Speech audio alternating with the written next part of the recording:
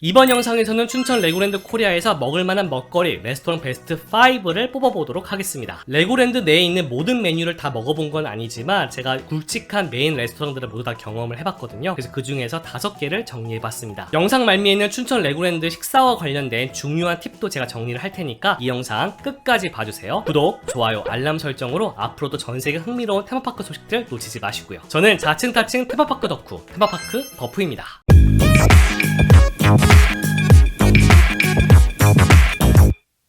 5위는 카이즈 애플 프라이즈입니다. 레고 닌자고 월드 테마구역에 위치하고 있는 곳인데요. 레고 닌자고 더 라이드 놀이기구 바로 앞에 위치한 이곳은 레스토랑은 아니고 특별한 간식을 판매하는 곳입니다. 바로 애플 프라이즈라고 하는 간식인데요. 이름 그대로 사과 튀김입니다. 전세계 레고랜드에 있는 시그니처 간식이기 때문에 레고랜드에 방문하신 만큼 한 번쯤 맛보는 것도 나쁘지 않을 것 같은데요. 애플파이를 튀겨서 시나몬 가루를 뿌린 맛이라고 생각하시면 되는데 저는 개인적으로 그렇게 맛있진 않았어요. 저는 사실 애플파이를 그렇게 좋아하지 않거든요. 그런데 개인적으로 제가 어느 테마파크를 가게 되면 그 테마파크의 시그니처 메뉴는 꼭 먹어보는 편이라서 이번에도 도전을 해봤습니다. 어디 가서 사과튀김 먹어보신 적 없으시잖아요. 그래서 누구나 다 한 번쯤은 먹어보시면 좋을 것 같다는 생각이 들었습니다. 어디 가서 유명한 건 다 먹어보는 스타일이라면 추천, 튀김 종류와 시나몬을 별로 안 좋아한다면 혹은 익숙한 맛만 추구하는 사람이라면 비추입니다. 4위는 브릭토피아 다이너입니다. 브릭토피아 테마구역에 위치한 레스토랑인데요. 브릭토피아 다이너는 뷔페 레스토랑인데 그것도 피자 뷔페로 운영됩니다. 성인 25,000원, 어린이 15,000원에 다양한 피자를 마음껏 맛볼 수 있습니다. 내부 분위기는 교내 식당 같은 느낌이었는데요. 뭔가 아기자기한 것 같으면서도 휑한 느낌이 있더라고요. 파스타 2종류, 피자 6종류, 그리고 샐러드가 있는 구성입니다. 마음껏 먹을 수 있는 뷔페라는 점에서 굉장히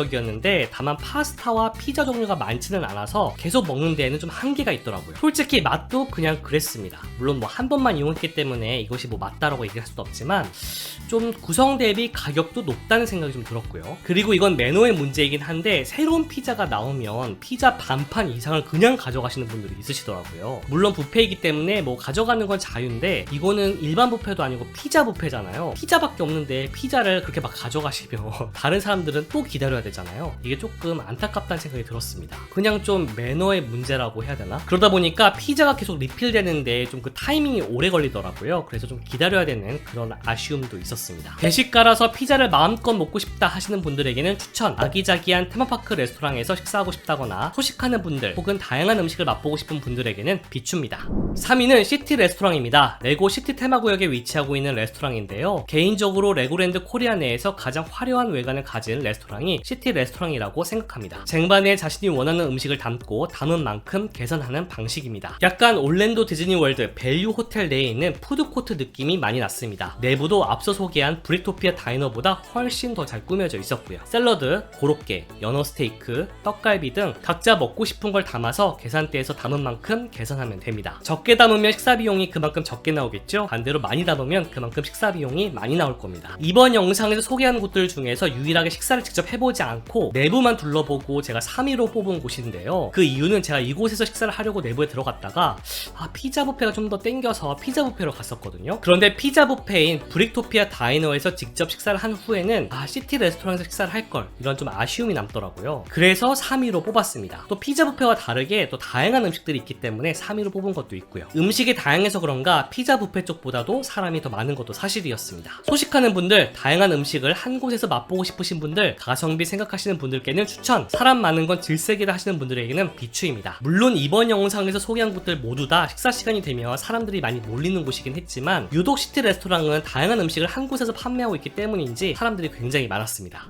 2위는 워겐볼입니다. 레고 닌자고 월드 테마구역에 있는 유일한 아시안 레스토랑인데요. 아시안 레스토랑이라고 소개했고 워겐볼이라는 이름 때문에 마치 판다 익스프레스에서 파는 미국식 중식을 팔 것 같지만 실제로는 떡볶이를 파는 곳입니다. 야외 좌석으로만 되어 있는데 지붕이 있는 야외라 이용에 불편은 없었어요. 일반 떡볶이부터 짜장, 크림, 로제까지 판매하고 있더라고요. 오리지널 떡볶이만 맛을 봤는데 떡이 아주 쫄깃쫄깃한 게 학창시절 학교 앞에서 먹던 그런 떡볶이 맛이었습니다. 약간 매워서 매운 걸 못 드신다면 짜장이나 크림, 크림, 로제를 선택하는 것도 나쁘지 않을 것 같았고요. 그나저나 촬영하면서 먹는 건 아직 익숙하지가 않습니다. 유튜버의 길이 이렇게 험난하다니 아직도 카메라가 익숙하지 않은 버프입니다. 굳이 레고랜드까지 가서 떡볶이를 먹어야 되나 싶으실 수도 있는데 2위로 뽑은 만큼 맛이 좋았습니다. 만약 맛이 없었다면 2위로 뽑지 않았을 겁니다. 아마 전 세계 레고랜드 중에서 떡볶이를 파는 곳은 춘천 레고랜드가 유일하지 않을까 싶은데요. 그런 의미에서도 이 떡볶이를 추천드립니다. 떡볶이 매니아이신 분들, 양식이 싫으신 분들께는 추천, 밥다운 밥이 먹고 싶다 하시는 분들께는 비추입니다. 야외 좌석만 있어서 너무 덥거나 추운 날도 비추가 될 것 같네요. 1위는 나이츠 피스트입니다. 레고 캐슬 테마구역에 있는 레스토랑인데요. 캐슬 구역에 있는 만큼 중세시대 느낌이 물씬 나게 꾸며져 있습니다. 메뉴는 햄버거와 치킨입니다. 우선 내부가 굉장히 넓고 생각보다 캐슬 느낌처럼 꾸며진 요소들이 많아서 테마파크 레스토랑 같은 느낌이 제일 많이 나는 곳이었습니다. 레고 가지고 놀 때 보던 횃불도 있네요. 이렇게 생각보다 내부가 잘 꾸며져 있습니다. 겨우 햄버거가 1위라니 이렇게 싶으실 수도 있는데 굉장히 맛있었어요. 햄버거가 굉장히 크고 알찼거든요. 그리고 가격적인 측면을 생각했을 때에도 앞서 소개해드렸던 뷔페나 푸드코트 형식보다는 훨씬 더 저렴하기 때문에 가성비적으로도 굉장히 좋았다는 생각이 들었습니다. 여기서 감동 스토리, 아마 베프님들 중에서는 제가 유제품을 못 먹는다는 걸 알고 계신 분들도 계실 거예요. 제가 우유나 치즈 같은 걸 못 먹는데 제가 햄버거에 치즈가 들어있냐고 조심스럽게 주문할 당시에 물어봤었거든요. 그런데 2-3명 되는 직원분들이 오시더니 치즈를 못 드시나요? 알러지가 있으신가요? 치즈를 빼드릴까요? 뭐 이렇게 이것저것 물어봐 주시고는 실제로 치즈가 빠진 햄버거를 주시더라고요. 즉 저를 위한 햄버거를 다시 만드신 거죠. 그런데 이게 조금